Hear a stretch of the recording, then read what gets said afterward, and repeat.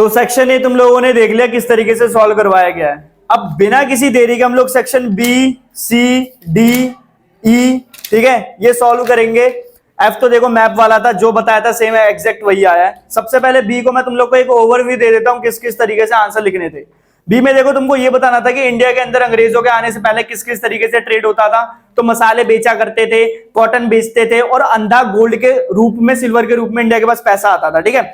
दूसरा तुमको बताया गया कि वुमेन्स को किस तरीके से हम लोग लीडरशिप रोल के लिए एनकरेज कर सकते हैं। बहुत आसान क्वेश्चन था, करवाया हुआ था तुम लोग के लिए।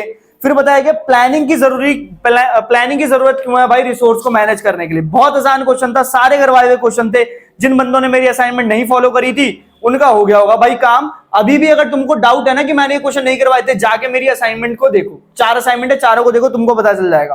फिर पब्लिक फैसिलिटीज जो लाइफ की होती है लोगों की, पब्लिक फैसिलिटीज को किस तरीके से अच्छा कर सकता हूं, सजेशन, सारे क्वेश्चन सजेशन के थे, सारे करवाए हुए थे तुम लोग को। सेक्शन सी में आओ, सेक्शन सी में बताया गया था कि फ्रेंच रेवोल्यूशन में किस तरीके से कलेक्टिव आइडेंटिटी आई, कैसे आई, ला पेट्रिए, ले सिटियन, इस तरीके के वर्ड्स बनाए, स्लोगन बनाए, नेशनल एंथम बनाए, ये सारी चीजें बनाई, फीलिंग आ गई भाई। उसके बाद देखो क्या बताया गया, एग्रीकल्चर को किस तरीके से हमारी गवर्नमेंट सुधार सकती है, ये बताना था, ये भी हम बहुत अच्छे से बता सकते हैं।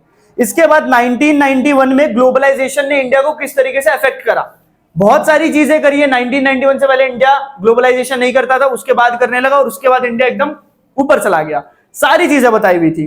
इसके बाद मल्टी पार्टी सिस्टम बताया हुआ था, किस तरीके से आंसर करना है। प्राइमरी सेक्टर इंडियन इकोनॉमी में क्या रोल प्ले करता है, ये भी बताया हुआ था। सेक्शन जी भी पूरा डुएबल था, पूरा आसान था। सेक्शन डी देखो तुम लोग को डायरेक्ट क्वेश्चन, सारे डायरेक्ट क्वेश्चन है। नॉन कॉर्पोरेशन मूवमेंट है, उसके बाद सस्टेनेबल डेवलपमेंट है, उसके बाद तुम लोग का डेमोक्रेटिक गवर्नमेंट रिस्पॉन्सिव क्यों है, ये भी बताया हुआ था, और उसके बाद तुम लोग का सेल्फ हेल्प ग्रुप। ये सारी चीजें तुम लोग को सेक्शन डी की एक एक चीजें, एक एक क्वेश्चन तुम लोगों को असाइनमेंट के अंदर मैंने दे रखे थे। सेक्शन ई तुम लोग को पता ही है, मैंने जैसा बोला था तुम लोग को डायरेक्ट क्वेश्चन होंगे, डुएबल क्वेश्चन होंगे, और एक भी क्वेश्चन तुम्हारा जो केस से है उससे बेसिक होगा ही नहीं। तो अगर तुमको सेक्शन डी, ठीक है, सॉरी सेक्शन ई देखो, अपना वापस से पेपर खोल के सारे के सारे क्वेश्चन तुम्हारे रीडिंग के साथ ही सॉल्व होने वाले थे। तो हमने जितने भी सेक्शन देखे वो सारे सेक्शन करे हुए थे, करवाने लायक थे, करने लायक थे, सारे क्वेश्चन तुम्हारे असाइनमेंट से थे। सेक्शन जो तुम्हारा एफ है मैप वाला जैसे मैंने बताया था, 2 क्वेश्चन हिस्ट्री से, नेशनलिज्म इन इंडिया, बाकी 2 क्वेश्चन तुम्हारे डैम से थे, और एक question lifeline of Indian economy से थे।